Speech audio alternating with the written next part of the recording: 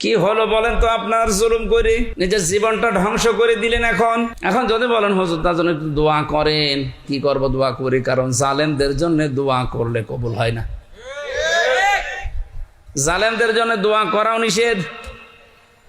কত বড় ক্ষতি করে ফেললেন আপনি নিজের। এখানে লিখে দিয়েছেন ইসলাহি মাহফিল, সংশোধনের জন্য বলছি। কত বড় ক্ষতি যে হয়ে গেছে আপনার, এই ক্ষতি আর ওঠার মতো না। রব্বুল আলামিন জানিয়েছেন এই পৃথিবীর জালেমেরা আল্লাহু লা ইয়াহদিল কওমাজ জালিমিন। হে নবী, জালেমদেরকে আমি হেদায়েত দেই না, সুতরাং ওর জন্য দোয়া করে আমি হামজা করব কি? ইয়াহদি এটা মজারে, বর্তমান, ভবিষ্যৎ, প্রেজেন্ট, ফিউচার, শুধু এখন না, কিয়ামত পর্যন্ত জালেম দুনিয়ায় আসবে, কোন জালেমের জন্য দোয়া করা যায়?